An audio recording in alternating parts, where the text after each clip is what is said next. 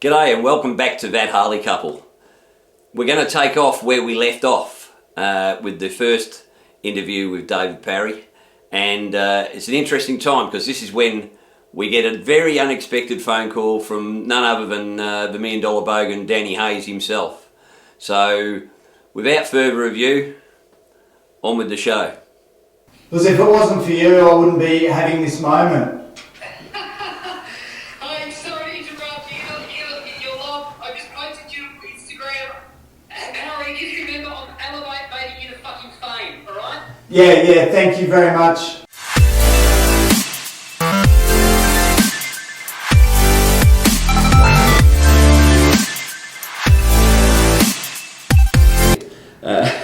Speaking of which, you're getting a phone call. Oh. And it's dead. And Mr. Daniel Hayes.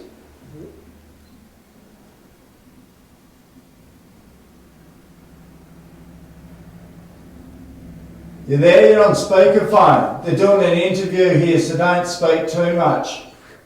Did you watch Insta? I just posted you. Oh no, we're in the middle of an interview, so you allowed. Just buy them. Hello, Danny. G'day. It's Whitey. Whitey? Yeah. YouTube, you fucking... Harry, I hope you're charging them, Harry. Yeah, I've given them your BSB and account details though. Because if it wasn't for you, I wouldn't be having this moment. I'm sorry to interrupt you. You're live. I just posted you on Instagram. Harry, just remember I'm elevating you to fucking fame, alright? Yeah, thank you very much. Thank you. I appreciate it. Hi, Whitey. Hey, how are you, mate? Hey, good. Hey, Whitey, remember this. Go on. You listening? Yeah. You listening? Remember to stare down the barrel of the lamp. It's not a We've already had that conversation here, mate. I'll be watching your next vlogs to see that you are. Thank you, mate. Appreciate it. And yes, I enjoyed last night's. How cool was He that? calls me once a month, and that was my monthly call on Was it. Yeah. And normally it's to say we're going to some crazy place. Yeah, which I love. You know, like if I was left to my own devices, I'm not selfish with my. I don't know what I'm trying to say, but I will put others before myself. Yeah. You know, so I will guilt trip myself to go. You know, my kid's got this on or that on, or you know, like even to go-kart racing, work will somehow override that. You know, if I was doing it for my son, work would not override that. It would be happening, you know. So I just love that Danny will ring, and with a bit of notice, you know, we're doing this to this, should only be about 10 days. Are you in? I'll have a quick look at my diary and go, yep, I'm in. Renee's obviously fully supportive of it, and she's like, yep, go. Well, that leads me to one of my other questions. I've got two questions. I've got one from the blokes and one from the girls. From the blokes, you must have the most understanding wife on the planet, because how do you get so many leave passes? She is pretty understanding. She sees what I do hours-wise at work. And when I say 12, 14, 16-hour days, that's what it's been for the past 4 to 5 months, you know. Back to working Saturdays, which I never used to work Saturdays. But, you know, with the changing climate, you just do what you need to do for a period of time. It's not forever, it's for a season, you know. So she sees what I go through on a day-in, day-out basis. What I would do in a month, that would be someone equivalent going to work for 6 months, you know. So it's kind of like every month I've got enough credit in the bank with my wife. I've got enough credit in the bank because I've already done 6 months worth of work in a month. I've created enough finances equivalent to 6 months of work within a month. So you can win. And I need it, you know. When I'm here and I'm on. When I'm away, I'm off. So I get that time to recharge. On the 10th of April, my mum would have been dead 10 years. I haven't been back to Thailand, and I'm there for about 8 days, so the 10th through until about the 20th of April. And like I said, the last 4 or 5 months, it's been 12, 14, 16-hour days, but I know in 20 days' time, that's when I'll switch off, you know, so my body will push through to that. It's kind of like I can see the finish line. I know this is not forever, it's just for a season. So, yeah, my wife is very understanding. She sees what I do in the back end. She loves it when I go away. We run this business together. It's a family operated business. So business doesn't stop, you know, just because I get home at 8 o'clock at night, we're still talking shop, you know, through until she stays up late. So she'll still be processing work at midnight. I'm normally fried by about 10, 11 o'clock. Before I used to be in bed by 9 o'clock. But for some, I've had a change of some medication, so I do actually stay up a bit later now than what I used to. And yeah, like sometimes that can be tense, you know. 2 young children, an office, working together, plenty on the team all the time. Wow, that's hard work. Yeah. On a relationship, I mean. Yeah. So it's good, you know. When I go away for a week or 2 weeks, that what do they say? Distance makes the heart grow fonder. You know, stuff that we take for granted. That, you know, yes, I might be able to go to Max's Taekwondo on a Thursday at 4 o'clock and just bring him home from that. It's something that she doesn't need to do, but when I'm away for that week or 2, it's something that now she needs to do. Yeah. It's kind of like, shit, David does this, you know. He is a little bit helpful, you know. I am a little bit non-helpful, but we've got a clear understanding that what I bring to the table and what Renee brings to the table. An example would be when we were up in the other office, my wife had a flat tyre on her vehicle. I was doing calls, which is called prospecting in real estate, and I was very disciplined to the times. So I would do 3 hours between 9 and 12. That was just prospecting, no interruptions. That's what I'm doing. So my wife had a flat tyre. One of our team members come in and said, "Oh, your wife's got a flat tyre out there. Are you going to go help her?" I said, firstly, I wouldn't know what I'm doing.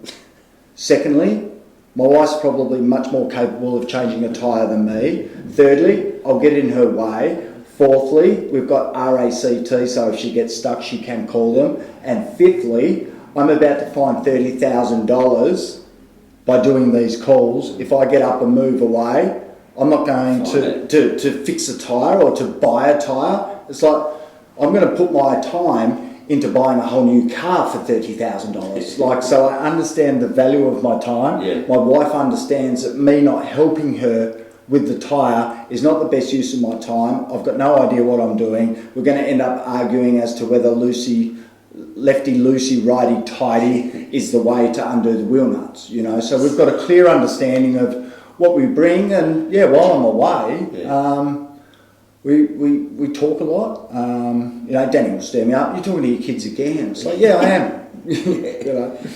That's brilliant. Now, that's from the women. From the men. From the women, mate, I'm not cracking on, but you're a good-looking rooster.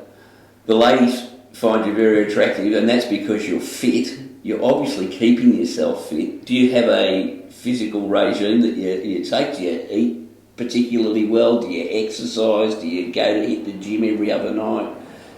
How do you go about doing that? Yeah, I've probably slacked off a little bit from the gym. So I only go once a week now. I was going 2 times to a personal trainer, and then I do a private session myself. So I was going 3 times a week. At the moment, I'm just back to 1 a week with a personal trainer, Josh Oliver from Method Plus Action, which is a local gym here.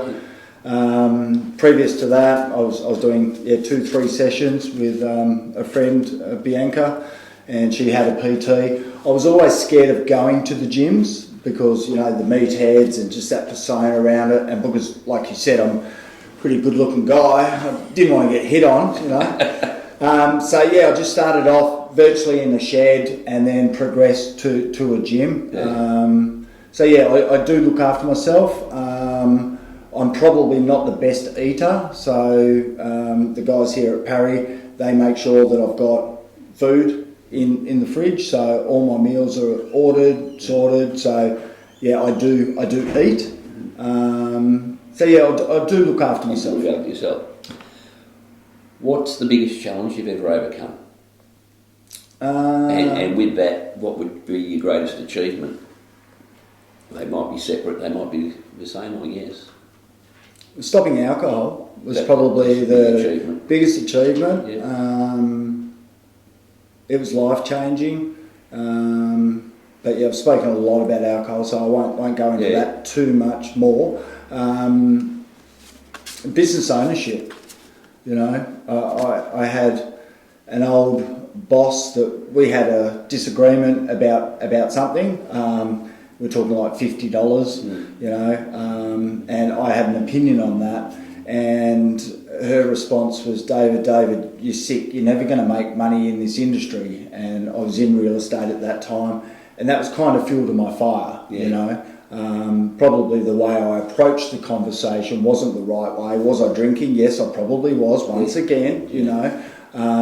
But yeah, I've held on to that. You know, you're never going to make money in this industry, and yeah, I've made a little bit of money in this industry, and it's given me, you know, quality of life, flexibility, some freedom. But it also comes with its sore spots, you know. So business ownership has probably been one of the most difficult things, and it's a continual journey that we go on, you know. You go through seasons. Winter's just around the corner. It's going to be dark early. It's going to be cold. It's going to be raining, you know. But it's not going to be like that forever, you know. So I treat business the same as a seasonal. But if I had known what it was going to take to do what I wanted to do, to start a business with a 4-month-old child, just my wife and I, like, who does that? Yeah. Like, we chose to do that. Like, Max was in a bassinet under the reception counter. I didn't know what I was getting into. We had a budget of $40,000. I couldn't get the money anywhere. You know, I bought a home when I was 19, so I had some equity in the home, but still no bank would touch me. I was fortunate enough to get 40 grand. That quickly ran dry. So we got another 40 grand. But if you're thinking about starting a real estate office on anything under $200,000, good luck to you. Yeah. Like, our office rent was $100 a week back then. Tipping it's a bit more now. Yeah, well, we own this building. Yeah. So business ownership is probably the biggest achievement.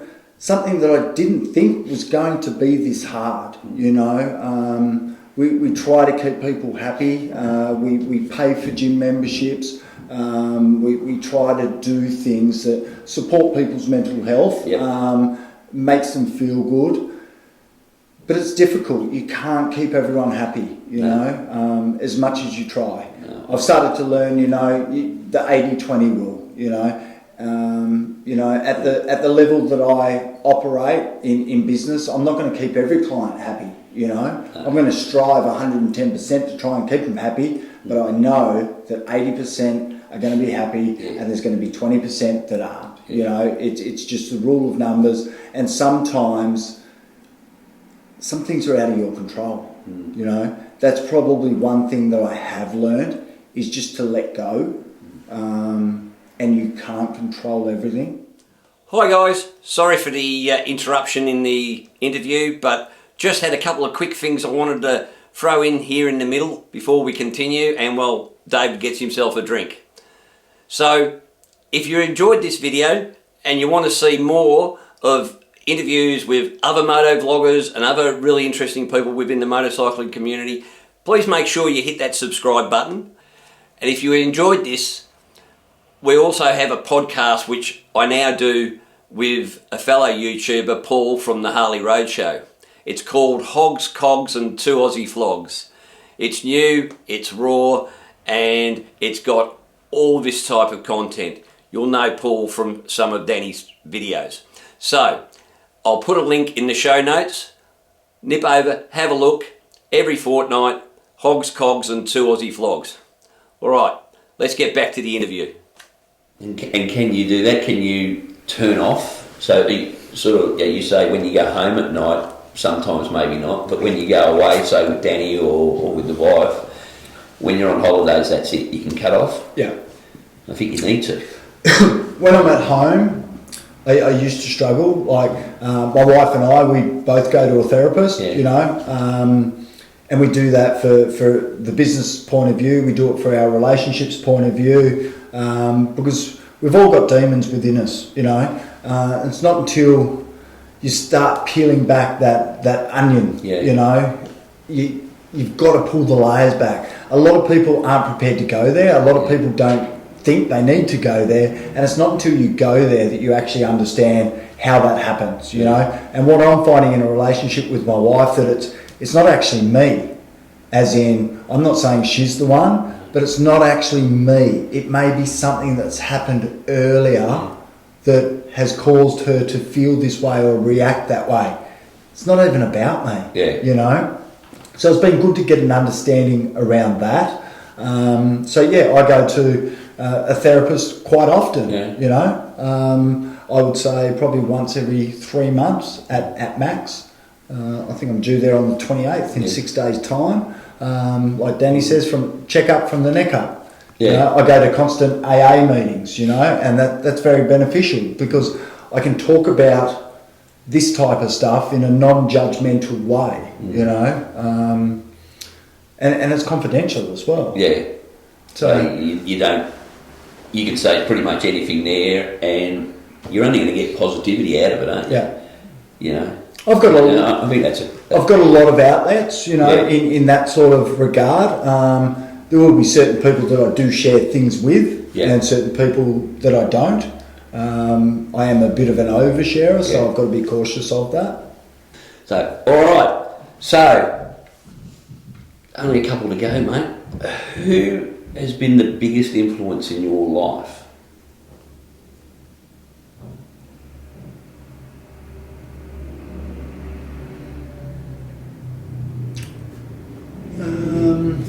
Might get a bit emotional here.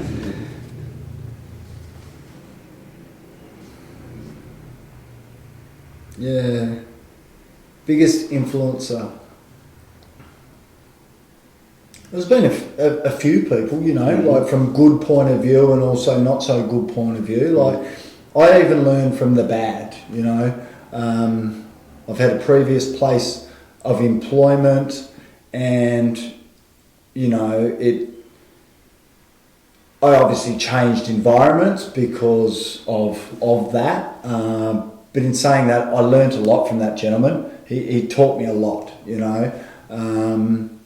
So I try to take the positive out of most things. I won't mention that particular person, but, you know, I learned a lot from him. My dad, even though my mum and dad got separated when I was 8, I didn't have too much to do with him. So I learned a lot from him. He was very driven. He would work hard. He would spend hard, and was probably quite materialistic. He was probably concerned about what people thought about him. Whereas I don't believe I'm wired like that.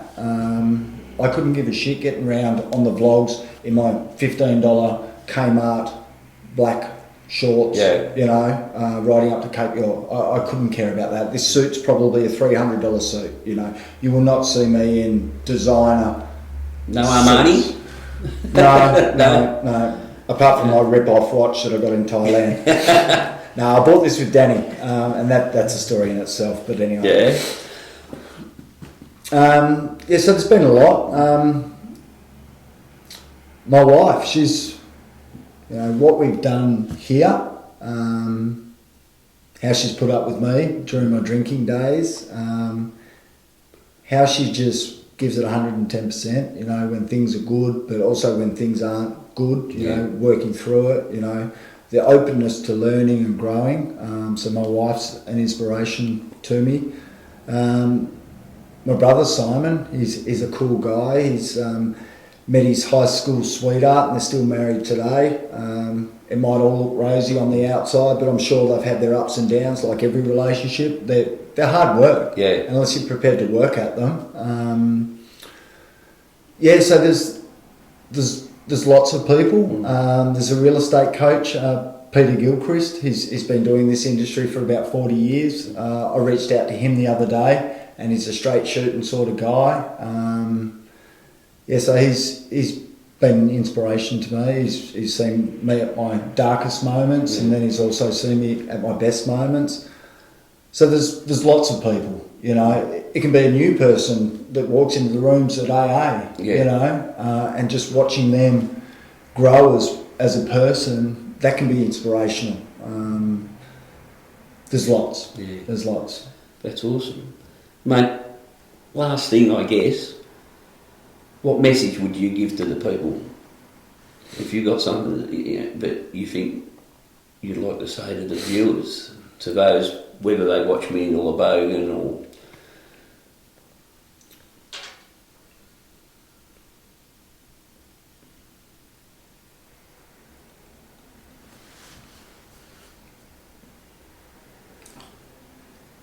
You've got to crawl before you can run. You've got to crawl before you can walk. You know, it's not going to happen overnight, but if you're consistent, it will happen. It's kind of like going to the gym. You don't go once and then try and look for a six-pack, because it's not going to happen like that. That's why that didn't work. No, okay. You've got to go back again. Or maybe put down the fork, you know. Some people have other addictions. So I guess what I'm trying to say is, you know, anything worth it is worth doing the work for it, you know. You just got to make the best with what you've got. And what I mean by that is that everyone will find excuses as to the reason why. You know, the thing I love about real estate is, you know, you got 2 arms, 2 legs. Well, you don't even need that, but you've got a burning desire to succeed. You've got a strong ticker that's just going to just propel you forward. Like there's no need for a university degree. You know, that's what I love about this industry. Don't look for the easy way, because there's generally not an easier way. It's tough, and that's why people are doing it, but that's why everyone's not doing it. Well, if it was easy, everybody would do it. Exactly right. That's what I'm trying to say. You said it better than me. Yeah. But in saying that, it comes with sacrifice. The first 4 years of Max's life, I can't remember, you know. So I wouldn't change a thing. It's given me the resources to live my life the way I am today, you know. Like I said earlier on, the amount of work that I would do in a year, and this is years ago, it's just compounding. It's kind of like I said before, going to the gym. Like Arnold Schwarzenegger has done that much work that he just needs to be on the maintenance program now, and he still looks the way he is, you know. But he wasn't doing just 1 session a week when he was in his younger years, you know. But it would have come with sacrifice. It would have been, you know, I'm not going out with the boys. I'm not eating that shit food. I'm not just going to try and fit in and go with the sheep and just follow. It comes with sacrifice. So, I guess just do it. Don't make excuses. Don't wait for every single light to turn green before you stamp on the accelerator, because that's not going to happen. You're not going to go anywhere. You know, you're going to hit a red light. You're going to hit an orange light. We don't run orange lights though. You know, they aren't all going to be green at once. So there's going to be challenges. It's just how you overcome them. Well, that's it, isn't it?